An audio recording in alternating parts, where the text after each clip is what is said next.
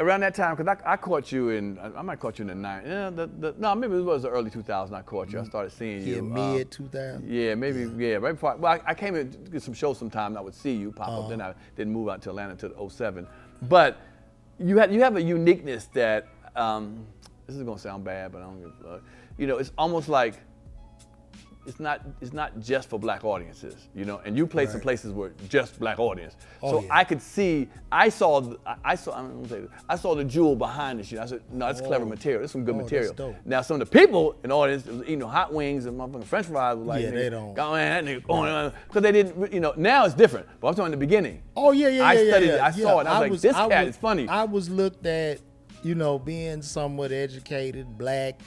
You know what I'm saying? And then you doing uptown, like you doing hood spots. You know what I mean? I'm corny. I'm a cornball. Any nigga that's educated, got some success in the bowels of the subculture is dejected. And when I go to talk about the talks that I have, I'm a coon because what turns you into a coon is when you hold a mirror up to a nigga's face. Oh, don't do that. Don't do that on the show. That's what turns you into a coon. So, you know, as far as me loving my people, my community, I do. You know what I'm saying? I love black people. I believe in black people. We can do anything. So if I'm calling some shit out about, you know what I mean, motherfucker dancing to killing his own kind. Right. You know what I'm saying? I mean that shit. Like, what is this? What are we celebrating? Right. How is it helping? Right. You know what I'm saying? How is every motherfucker talking about hood shit, street nigga? We have lost the street war. Okay? Every motherfucker that's in there, all these gangs, you get gentrified. They send you and mama out.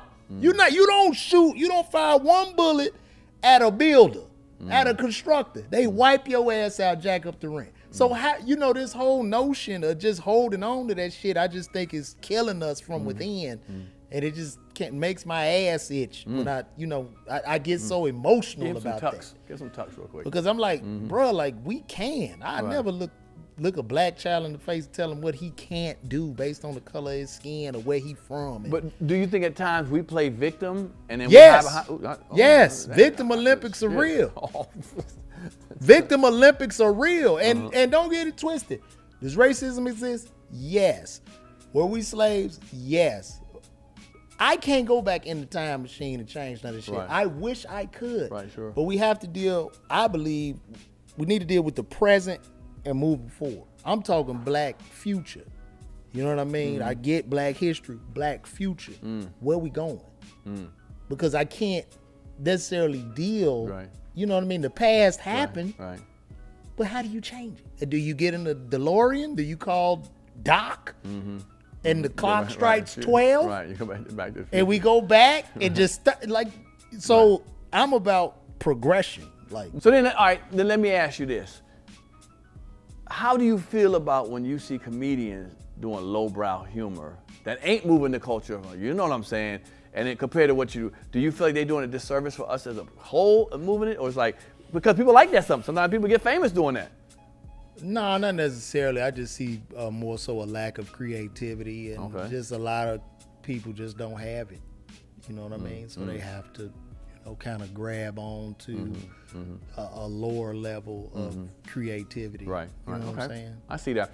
Now, I always believe this. I believe on social media, the people who are mostly on, I would go 70% of people on social media are under 30 years old. To me, that's what they do. Grown folk got other things to do over 30. And then people are pushing the numbers. Oh, how many people you got? How many followers you got? How many whatever? Do you feel like, how is it for an older vet, and I'm not saying myself because I get love. I know how to do this, but I'm asking you. An older vet to make any noise nowadays. You have to adapt to die. There's no other way. Adapt to die? There's no other way, bro. But the thing about it is now, so there aren't any really gatekeepers in comedy. So like right now, you can win. You know, you can build your own fan base, build your own platforms, and it's necessary because you can't get in front of people's eyeballs as we could in the early 2000s. Like, You know, you could show up, do the comedy club. They put you on the morning radio. Hey, this is the morning man. We got Pierre down at Club House. And, you know, you could sell the ticket. Or, you know, they could put you on the news. Well, nobody's listening to radio. Right. Nobody's watching television. So you need to kind of have your own organic fan base. That's the only way to win. So, all right. Well, let me ask you another way I thought you did was you did competitions, a couple of competitions. Yeah, but this was pre. 2012, 2011, this 10. still hadn't. It was the Vine, but it hadn't. Okay. It pushed maybe 14, 15 when it went crazy, and I had to readjust. I had to readjust. I like something you said. What did you say? You the biggest star you know, or something like that? You said something wild. I'm the big. I don't remember what you. You don't remember saying something similar to, "You're the biggest star." Not, you know, that you think you done. You said you did everything, and you're the biggest star. It's a quote. I said I did everything, and I'm the biggest star. At that point, in 2012, you're like, I did everything. I'm the biggest star that I know. You ever thought that? You never said that? I don't remember saying that, but if I did, I would tell all comics you need to be the biggest star to you. Right, that's what I'm saying. I am the biggest star to me. Right, that's what I'm saying. It doesn't matter what anybody out there thinks. Right. I love what I do. Right. You know what I'm saying? Right. So I might have meant it in that. Right.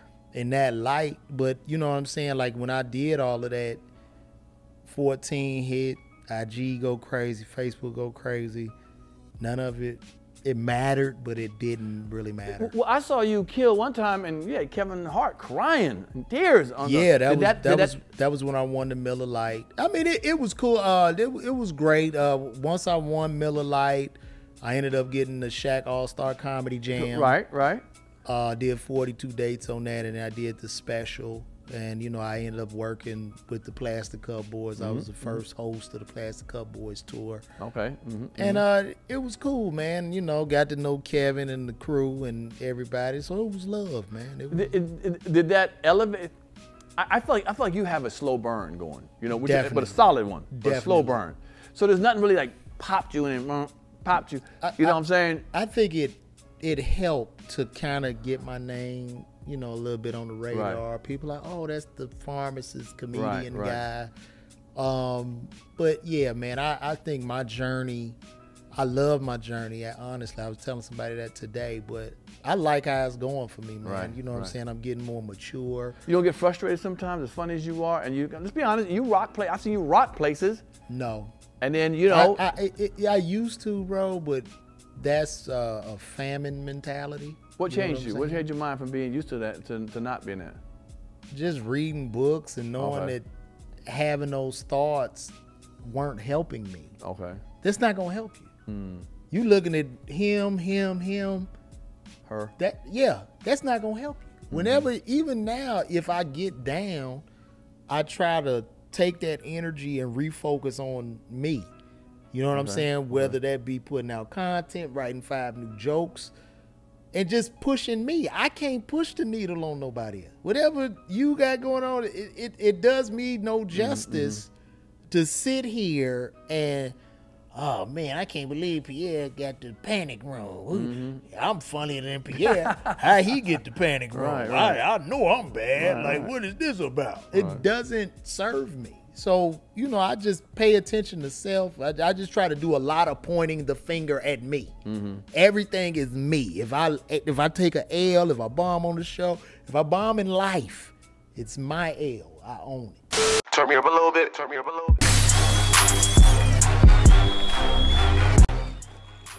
If you like that clip, hit the subscribe button or the notification bell. In fact, why don't you hit both of them?